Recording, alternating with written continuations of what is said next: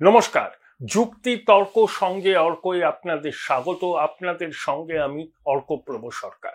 দ্রুত পরিবর্তন হচ্ছে ভারত পাক সংঘাতের ছবি। 9 মে সকালে যে খবর আমরা পেয়েছি তাতে দেখা যাচ্ছে যে সীমান্ত রেখা পেরিয়ে আমাদের দেশে অনুপ্রবেশের চেষ্টা করেছিল 7 জঙ্গি।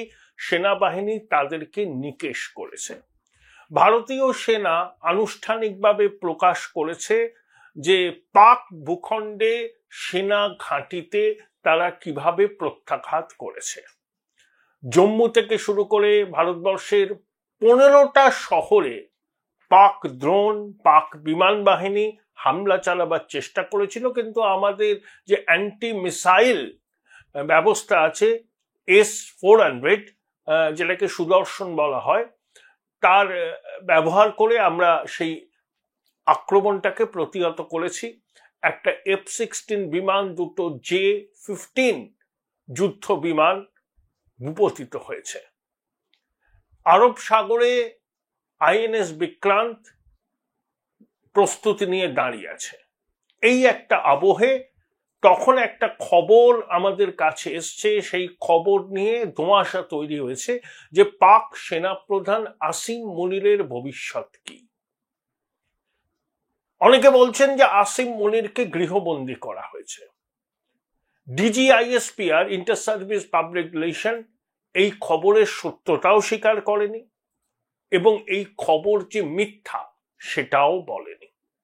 তবে DGISPR যে এই সংঘাতের আবহে পাকিস্তানের ক্ষয়ক্ষতি হয়েছে সেটা মেনে নিয়েছে এবং তারাও কিন্তু ডি-এসকালেটের কথা বলছে। তাদের সামরিক এবং অসামরিক ক্ষেত্র ক্ষতির মুখে পড়েছে, এটা কিন্তু DGISPR জানিয়ে দিয়েছে এবং তাদের গলায় সুর কিন্তু নরম। কিন্তু DGISPR যে কথাই বলুন না কেন, আমরা দেখছি ভারত পাকিস্তান, বিশেষ করে কাশ্মীর সীমান্তে, সেখানে কিন্তু প্রায় 2 সপ্তাহ হলো লাগাতার সীমান্তের ওপার থেকে বিনা প্ররোচনায় গুলি মর্টার চালাচ্ছে পাক সেনা। তাতে নিরীহ কাশ্মীরি, তারা ভারতীয়, তাদের প্রাণহানি হয়েছে। তার মধ্যে শিশু, মহিলা, যুবক সবাই আছেন। এইরকম যখন পরিস্থিতি, তখন সমাজ মাধ্যমে একটা ছবি দেখলাম, পাকিস্তানের রাস্তায় ইমরান খানের দলের পতাকা নিয়ে একদল যুবক মোটর বাইক চেপে উল্লাস প্রকাশ করছেন এবং সেনাপ্রধান আসিম মুনিরের বিরুদ্ধে বিষোদ্গার করছেন। আসিম মুনির, আসিম শব্দটার অর্থ হচ্ছে সেভিয়ার। আসিম মুনির লাহোরে জন্ম, তিনি মাদ্রাসায় পড়েছেন, তারপরে সেনাবাহিনীতে যোগ দেন। তার পিতা জালন্ধরের মানুষ ছিলেন, স্বাধীনতা এই দেশভাগের পর চলে যান লাহোরে, স্কুলে পড়াতেন, একটা মসজিদের ইমামতিও করতেন। খুবই রিলিজিয়াস আসিম মুনির। এবং যখন সৌদি আরবে পাকিস্তানের কনসুলেটে তিনি অ্যাটাশে হিসাবে ছিলেন, তখন আরবি ভাষা রপ্ত করে কোরআন হাদিস আত্মস্থ করেছিলেন, কণ্ঠস্থ করেছিলেন এবং কথায় কথায় কোরআন হাদিস থেকে উদ্ধৃতি দেন। এই আসিম মুনির 2019 সালে পুলওয়ামা হানার সময় পাকিস্তান ISI এর সর্বেসর্বা ছিলেন। তখন ইমরান খান প্রধানমন্ত্রী, কিন্তু ইমরানের স্ত্রী বুশরা বিবির কিছু বেআইনি কার্যকলাপ সম্পর্কে আসিম মুনির তৎপর হওয়ায় ইমরান তাকে সরিয়ে দেন। 9 মাসের মধ্যে তাকে পদ থেকে সরে যেতে হয়। তারপর ইমরান খানের সঙ্গে তার সম্পর্কের অবনতি হয়। তারপরে 2022 সালে ইমরান খান পদ থেকে ইস্তফা দিতে বাধ্য হওয়ায় নতুন যে সরকার আসে নির্বাচনের মাধ্যমে, তারা আসিম মুনিরকে সেনাপ্রধান হিসাবে স্থলাভিষিক্ত করেন এবং 2023 সালের 9 মে থেকে এখনো পর্যন্ত ইমরান খান পাকিস্তানের জেলে বন্দী আছেন, আদিয়ালা জেলে। 2 বছর হতে চলল। আসিম মুনির তার ক্ষমতা কনসলিডেট করেছেন সেনাবাহিনীর মধ্যে এবং পাক যে নামেই যেটা সিভিলিয়ান গভর্নমেন্ট, অত্যন্ত দুর্বল। আসলে ক্ষমতার হ্রাস সেনা সদর রাওয়ালপিন্ডির হাতে, সেই ক্ষমতার হ্রাসটাকে মজবুত করেছেন। পাক সংসদে 2টো আইন পাশ হয়েছে। একটা আইনে সেনা প্রধানের মেয়াদ 3 বছর থেকে বেড়ে 5 বছর হয়েছে। তারপরেও সেনা প্রধান এক্সটেনশন চাইতে পারেন এবং পাক হাইকোর্ট এবং সুপ্রিম কোর্টে বিচারপতি নিয়োগের পদ্ধতিতে বদল হয়েছে এবং বেছে বেছে এমন সব বিচারপতি নিয়োগ করা হয়েছে সুপ্রিম কোর্টে যারা এই সরকার এবং সেনাবাহিনীর পক্ষে রায় দেবে। সর্বশেষ রায় যেটা 7ই মে পাক সুপ্রিম কোর্ট দিয়েছে, এবার পাকিস্তানের সাধারণ নাগরিকদের বিচারও সেনা আদালতে হতে পারে। আগে এই সেনা আদালতে সাধারণ নাগরিকের বিচার, এটাকে অসাংবিধানিক বলেছিল পাকিস্তানের সুপ্রিম কোর্ট। তারাই আবার রায়টাকে পরিবর্তন করলো 7ই মে 2025 সালে। পাক সুপ্রিম কোর্ট জানিয়েছে যে সাধারণ পাকিস্তানের নাগরিকের বিচারও সেনা আদালতে হতে পারে। বছর দেড়েক আগে আপনাদের মনে আছে যে ইমরান খানের দলের সমর্থকরা সেনাদের বিরুদ্ধে বিদ্রোহ করেছিল, লাহোরে কোর কমান্ডারের বাংলো ভাঙচুর হয়েছিল, সেনা ইনস্টলেশন রাওয়ালপিন্ডি আক্রান্ত হয়েছিল, তারপর সেনাবাহিনী ক্র্যাকডাউন করে ইমরান খানের দলের অনেক কর্মী সমর্থককে গ্রেপ্তার করা হয়, তাদের সেনা আদালতে বিচার শুরু হয়। সেই বিচারকে চ্যালেঞ্জ জানিয়ে ইমরান খানের দল সুপ্রিম কোর্টের দ্বারস্থ হয়েছিল। সুপ্রিম কোর্ট সেই বিষয়ে কোনো সিদ্ধান্ত নেয়নি। অবশেষে তারা জানালো 7ই মে সাধারণ পাকিস্তানের নাগরিকের বিচারও সেনা আদালতে হতে পারে। এটা সেনাদের হাতে একটা বাড়তি ক্ষমতা দিল, কারণ পাকিস্তান সেনাবাহিনী এবং আসিম মুনিরের বিরুদ্ধে পাকিস্তানের জনগণের একটা বড় অংশ ক্ষুব্ধ এবং ক্রুদ্ধ। তারই ছবি আমরা দেখতে পেয়েছি। ভারত পাকিস্তান সংঘাতের আবহে পাকিস্তানের রাস্তায় ইমরান খানের দলের সমর্থকরা মোটর বাইক চেপে সেনা প্রধানের বিরুদ্ধে স্লোগান দিচ্ছেন এবং ইমরান খানের নামে জয়ধ্বনি দিচ্ছেন। ডিজিআইএসআই কে পাকিস্তানে বর্তমানে জাতীয় নিরাপত্তা উপদেষ্টার পদে আনা হয়েছে, অর্থাৎ রাওয়ালপিন্ডি পুরোপুরি নিয়ন্ত্রণ কায়েম করেছে ইসলামাবাদের উপর। কিন্তু ভারত পাকিস্তান সংঘাতের আবহে পাকিস্তানের সেনাবাহিনী যে কোনো কার্যকরী ভূমিকাই নিতে পারছে না, এটা পাকিস্তানের জনগণ অত্যন্ত অসন্তুষ্ট এবং ভারতের সঙ্গে এইভাবে টানাপোড়েন এবং কি বলবো আর কি, এই যে সম্পর্ক তৈরি হলো তার দায় সেনাবাহিনীর দিকেই ঠেলে দিয়েছেন পাকিস্তানের জনগণের একটা বড় অংশ। সম্প্রতি লাল মসজিদের ইমাম কি বলছিলেন, ফ্রাইডে নামাজের পর মাইক নিয়ে তিনি বললেন, এখানে উপস্থিত যারা আছেন তারা হাত তুলে জানান তো কজন ভারত পাকিস্তানের মধ্যে সংঘাত হলে পাকিস্তানের পক্ষে দাঁড়াবেন। একটা হাত ওঠেন। এবং পাকিস্তান সেনা প্রধানকে এবং সেনাবাহিনীকে তিনি তুমুল সমালোচনা করেছেন, বলেছেন পাকিস্তানের সেনাবাহিনী তাদের দেশের নাগরিকদের অত্যাচার করে, পাকিস্তান সেনাবাহিনী তাদের জেট বিমান থেকে পাকিস্তানের নাগরিকদের উপর বোমা ফেলে, যারা প্রতিবাদ করে তাদের গুম করে দেওয়া হয়, তাদের খোঁজ পাওয়া যায় না, এবং যারা নিখোঁজ হয়ে গেছেন তাদের আত্মীয় পরিজনরা হন্যে হয়ে ঘুরে বেড়াচ্ছেন তাদের পরিবার পরিজনদের খোঁজ পাওয়ার জন্য, কিন্তু কোনো খোঁজ পাওয়া যায় না। তাই সেনাদের বিরুদ্ধে একটা সার্বিক মনোভাব তৈরি হয়েছে পাকিস্তানের সাধারণ মানুষের মধ্যে, সেটা সেনাপ্রধান জানেন। এবং বালুচিস্তান বলুন, খাইবার পাখতুনখোয়া বলুন, সব জায়গায় বালুচ লিবারেশন আর্মি, তেহরিকে তালিবান পাকিস্তান পাক সেনাবাহিনীকে টার্গেট করছে, সেনাবাহিনীর মধ্যে বিদ্রোহ হচ্ছে। সেনার অনেক জওয়ান এবং মিড র্যাঙ্কিং অফিসাররা আসিম মুনিরের বিরুদ্ধে বিদ্রোহ করে বলেছিল যে ইউর টাইম ইজ আপ। সেই প্রেক্ষিতে পেহেলগামে 22 এপ্রিল জঙ্গি হানার 5 দিন আগে ইসলামাবাদে প্রবাসী পাকিস্তানিদের সমাবেশে আসিম মুনির কি বলেছিলেন, যে Kashmir was a jugular vein, Kashmir is a jugular vein, Kashmir will be a jugular vein. কাশ্মীরের মানুষের এই স্বাধীনতা সংগ্রামে পাকিস্তান তাদের পাশে আছে। হিন্দু মুসলমান সহাবস্থান কখনোই সম্ভব নয়। দ্বিজাতি তত্ত্বের জন্য তাদের পূর্বপুরুষরা যে আত্মবলিদান দিয়েছিলেন, ভবিষ্যৎ প্রজন্মকে সেই আত্মবলিদানের কথা শোনাতে হবে, ইত্যাদি ইত্যাদি ইত্যাদি। তারপরেই পেহেলগামে বেছে বেছে হিন্দুদের নিধন করেছিল সন্ত্রাসীরা। তারপর ভারত পাকিস্তান সম্পর্ক চরম অবনতির পর্যায়ে দাঁড়ায়। এখন তো সংঘাতের আবহ। কিন্তু ভারতবর্ষ বলেছে যে পেহেলগামের জঙ্গি হামলার বদলা তারা নিয়েছে প্রিসিশন এয়ার স্ট্রাইক করে পাক সেনাবাহিনীর কোনো ইনস্টলেশন বা পাকিস্তানের নাগরিকরা তারা লক্ষ্যবস্তু ছিল না। তারা টেরর ইনফ্রাস্ট্রাকচার গুড়িয়ে দিয়েছে, জৈশে মোহাম্মদের হেডকোয়ার্টার, লস্করে তৈয়বারের হেডকোয়ার্টার গুড়িয়ে দিয়েছে। মাসুদ আজহার নিজে স্বীকার করেছেন তার পরিবারের 10 জন সদস্য নিহত হয়েছেন এবং 4 জন খুব ঘনিষ্ঠ সহযোগী নিহত হয়েছেন। এবং মাসুদ আজহারের ভাই রউফ আজহার, সেও নাকি নিহত হয়েছেন।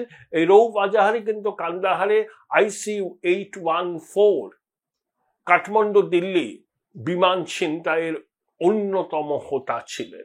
এই যখন প্রেক্ষিত, এবং পাকিস্তান ইন্টারন্যাশনাল কমিউনিটি সহায়তা পাচ্ছে না, IMF বেল আউট প্যাকেজ সম্ভবত দেবে না, ফিনান্সিয়াল অ্যাকশন টাস্ক ফোর্সের ধূসর তালিকায় পাকিস্তান চলে যাবে,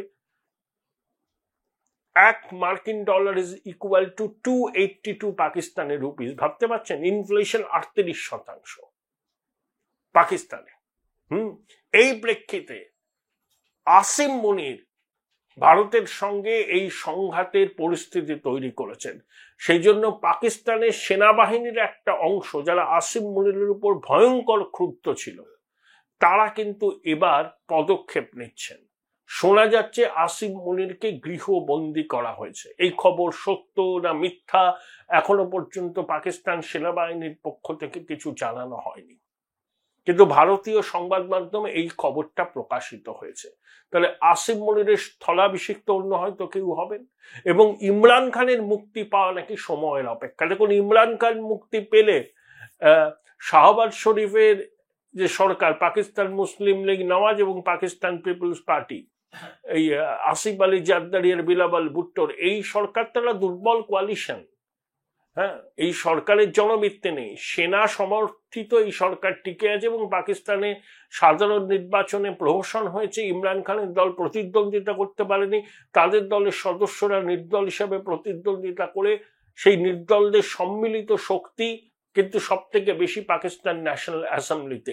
এই প্রেক্ষিতে ওই ইন্ডিপেন্ডেন্টদের ক্ষমতা থেকে দূরে রাখতে পাকিস্তান পিপলস পার্টি এবং পাকিস্তান মুসলিম লীগ নওয়াজ সেনাবাহিনীর মধ্যস্থতায় হাত মিলিয়ে এই দুর্বল সরকার তৈরি করেছে এবং ইমরান খানকে জেলে ভরে রেখেছে। পরিবর্তিত পরিস্থিতিতে পাকিস্তান জুড়ে দাবি উঠছে ইমরান খানকে জেল থেকে ছেড়ে দিতে হবে, এবং সেই প্রেক্ষিতেই এই খবরটা এসেছে যে ইমরান খানকে জেলে পাচার করার পিছনে যার মস্তিষ্ক কাজ করছিল, সেই আসিম মুনিরকে নাকি গৃহবন্দী করা হয়েছে। তাকে পদ থেকে সরিয়ে দেওয়া হবে, তার নাকি বিচার শুরু হবে, তার জায়গায় অন্য একজন স্থলাভিষিক্ত হবেন, যিনি এই পরিস্থিতিকে ডিএসকালেট করবেন এবং ইমরান খানের মুক্তি ত্বরান্বিত করে পাকিস্তানের রাজনৈতিক ব্যবস্থায় একটা প্যারাডাইম শিফটের সূচনা করবেন। এই খবর কিন্তু রয়েছে, এবং ইমরান খানের সমর্থকরা যেভাবে পাকিস্তানের রাস্তায় উল্লাস প্রকাশ করছেন ইমরান খানের সম্ভাব্য মুক্তিকে কেন্দ্র করে, তার থেকে কিন্তু এই যে বিষয়টা নিয়ে আলোচনা চলছে, সেই আলোচনাটাই কিন্তু কারেন্সি পায়। এখন শাহবাজ শরীফের কি অবস্থা? নওয়াজ শরীফ, শাহবাজ শরীফের দাদা, পাকিস্তান মুসলিম লীগ নওয়াজের চেয়ারপারসন, তিনি ইসলামাবাদে গিয়ে শাহবাজ শরীফের সঙ্গে নাকি দেখা করেছেন। শাহবাজ শরীফ কোথায় কেউ জানে না। তাহলে ইমরান খান জেল থেকে বেরোলে তিনি আর প্রধানমন্ত্রী থাকবেন না, এটা কি শাহবাজ শরীফ বুঝে গেছেন? সেই জন্যই কি তিনি গা ঢাকা দিয়েছেন? তিনি কি অন্য দেশে চলে যাওয়ার কথা ভাবছেন? এই ধরনের খবর কিন্তু বিভিন্ন জায়গা থেকে আসছে। আবার ইতিমধ্যে একটা খবর যে কোয়েটা দখল করে নিয়েছে বালুচ লিবারেশন আর্মি, তারা স্বাধীনতা ঘোষণা করে দিয়েছে। বালুচ লিবারেশন আর্মি পাক সেনার উপর নিয়মিত আক্রমণ চালাচ্ছে এবং পাক সেনার ক্ষয়ক্ষতিও প্রচুর হচ্ছে, এবং ভারত পাকিস্তান সংঘাতের আবহে বালুচিস্তান থেকে পাক সেনার একটা বড় অংশকে ভারত পাকিস্তান সীমান্তে মোতায়েন করা হয়েছে। তাই সেখানে সেনার নজরদারিও একটু দুর্বল হয়েছে, এবং বালুচ লিবারেশন আর্মি এই সুযোগটা নিয়ে প্রত্যাঘাত করেছে। কিছুদিন আগে করাচি কোয়েটা এক্সপ্রেসওয়ে তারা দখল করে নিয়েছিল। সেনাবাহিনীর সদস্য, পাকিস্তান পুলিশের সদস্যদের তারা অপহরণ করেছিল। তারা পরিষ্কারভাবে জানিয়ে দিয়েছে তাদের এই স্বাধীনতা সংগ্রাম চলবে এবং চীনকে তারা সতর্ক বার্তা দিয়েছে যে চায়না পাকিস্তান ইকোনমিক করিডোরের যে কাজ বালুচিস্তানে হচ্ছে সেই কাজ বন্ধ করতে হবে, নইলে চীনা নাগরিকদের নিরাপত্তার নিশ্চয়তা তারা দিতে পারবে না। চীন ওখানে গদার বান্দার করেছে, ওখানে একটা ইন্টারন্যাশনাল এয়ারপোর্ট করেছে, সেই এয়ারপোর্টে একটা বিমানও এখনো ওঠানামা করতে পারেনি। চীন পাকিস্তানে $80 বিলিয়ন উপর বিনিয়োগ করেছে, সফট লোন, টার্ম লোন, নানাভাবে 2% সুদ, কিন্তু পাকিস্তানি এলাকায় সেই সুদ 30%-এর কাছাকাছি। এই হচ্ছে সার্বিক পরিস্থিতি। পাকিস্তান চূড়ান্ত ডামাডোলের মধ্যে। যেখানে পাকিস্তানের অর্থনীতি ভঙ্গুর, সেখানে পাকিস্তানের লোকজনই বলছে আসিম মুনির নিজের Join Indian Institute of Hotel Management now. Right choice, right decision. পজিশনকে কনসলিডেট করার জন্য, ক্ষমতা দখলের জন্য, ঠিক যেভাবে কারগিলের পরে মুশারফ করেছিলেন ক্ষমতা দখল, সেই উদ্দেশ্যেই ভারতের সঙ্গে এই সম্পর্ক এতটা তলানিতে নামিয়েছেন। এবং তার যে ভারত বিদ্বেষী এবং হিন্দু বিদ্বেষী বক্তব্য, সেটাই পেহেলগামে জঙ্গি হানার অনুঘটক হিসাবে কাজ করেছে। এবং তারপর ভারতের প্রত্যাঘাত এবং পাকিস্তানের প্রতিরক্ষাও যে কতটা ভঙ্গুর, কতটা নড়বড়ে, সেটা আর একবার প্রমাণ হলো। পাকিস্তান যতই আস্ফালন করুক না কেন, তারা বুঝতে পারছে যে তারা কোণঠাসা হয়ে পড়েছে, বিশ্বের জনমত তাদের সঙ্গে নেই। এবং ভারত এবার কিন্তু ছেড়ে কথা বলবে না। বিশ্বের অনেক দেশ বলছে আলাপ আলোচনা কূটনীতি তাদের সঙ্গে করা যায় যারা কূটনীতির মর্ম বোঝে। দেখুন, যে জঙ্গিরা নিহত হলেন, সেই জঙ্গিদের কফিনে পাকিস্তানের জাতীয় পতাকা, তাদের ফিউনারালে পাক সেনা গেছে। অর্থাৎ সন্ত্রাসবাদ, জঙ্গিবাদ পাকিস্তানের শাসনের সঙ্গে সমার্থক। মিলিটারি এস্টাবলিশমেন্ট বলুন, পলিটিক্যাল এস্টাবলিশমেন্ট বলুন, সবাই কিন্তু এই জঙ্গি জেহাদিদের কোনো না কোনো ভাবে মদত দেয়। আর পাকিস্তান নিজে বলছে আমরা জঙ্গিদের দ্বারা আক্রান্ত। এই দুটো মেলে না। Pakistan extremism, terrorism and organised ক্রাইমের এপি সেন্টার। পাকিস্তান বিশ্বজুড়ে টেররকে এক্সপোর্ট করে। সেই জন্যই ওসামা বিন লাদেনকে পাকিস্তান নিরাপদ আশ্রয় ইসলামাবাদের অদূরে অ্যাবোটাবাদে লুকিয়ে রেখেছিল। এই তথ্য বিশ্ববাসী জানেন। তাই বিশ্বের কাছে পাকিস্তানের যাই পাকিস্তান ব্যাখ্যা দিক, সাফাই দিক না কেন, পাকিস্তানের যে ইমেজ, সেই ইমেজ কিন্তু পরিবর্তন হবে না। পাকিস্তান রোগ স্টেট বা দুর্বৃত্ত রাষ্ট্র, এটা বারে বারে এস্টাবলিশ হয়ে গেছে। দেখুন, পাকিস্তান বলছে না যে আমরা তো যৌথ তদন্তের কথা বলেছি, নিরপেক্ষ তদন্ত। আমি জাস্ট দুটো এক্সাম্পল দিই। 2016 সালের 2রা জানুয়ারি পাঠানকোটের বিমান ঘাঁটিতে জঙ্গি হামলা হলো। তারপর আমরা তদন্ত শুরু করলাম। পাকিস্তানের তদন্তকারীদের আমরা আনপ্রেসিডেন্টেড অ্যাক্সেস দিয়েছিলাম। তারা দিল্লিতে এসেছিলেন, পাঠানকোটের সেনাঘাটের একটা অংশে গেলেন 26শে মার্চ থেকে 31শে মার্চ। নওয়াজ শরীফ তখন চেষ্টা করছিলেন যে একটা সুষ্ঠু তদন্ত হয়ে প্রকৃত সত্যটা আসুক। তার চাপে পড়ে পাকিস্তান সিকিউরিটি এস্টাবলিশমেন্ট এফআইআর দাখিল করে তদন্ত শুরু করে। তারপর 2016 সালে জুলাই আগস্ট মাসে ডন, পাকিস্তানের বিখ্যাত ডন পত্রিকা, তারা একটা খবর প্রকাশ করে, যে এটাকে ডন লিক বলা হয়, যে নওয়াজ শরীফ পাকিস্তান মিলিটারি আইএসআইকে হুঁশিয়ারি দিয়েছেন তারা যেন প্রকৃত সত্য সামনে আনেন। যদি তারা না আনেন তাহলে they have to face the severe consequences. সেটা রাওয়ালপিন্ডি ভালোভাবে নেয়নি। তখন তারা প্ল্যান করতে শুরু করে যে কিভাবে নওয়াজ শরীফকে অপসারণ করা যায়। পাকিস্তানে একটা আইন আছে সাদিক ও আমিন, অর্থাৎ ট্রাস্টওয়ার্দিনেস এবং ট্রুথফুলনেস, এই দুটো বিষয়কে খুব গুরুত্ব দেওয়া হয়, যিনি at the helm of the affairs থাকবেন। কিন্তু নওয়াজ শরীফের বিরুদ্ধে তথ্য গোপন বা কিছু মিথ্যাচারের অভিযোগ করেছিল। এই সাদিক এবং আমিন এই আইনটাকে সামনে রেখে নওয়াজ শরীফকে অপসারণ করা হয়। তার জায়গায় সামান্য কয়েক মাসের জন্য একজন প্রধানমন্ত্রী হয়েছিলেন। তারপরে তো 2018 নির্বাচন। অর্থাৎ যখন নওয়াজ শরীফ চেষ্টা করলেন যে সুষ্ঠু তদন্ত, প্রকৃত সত্য সামনে আসুক, তখন তাকেই পদ খোয়াতে হলো। 26/11 পরে কি হলো? পাকিস্তানের ISI ডিজির ভারত সফরের আসার কথা ছিল, আসলো না।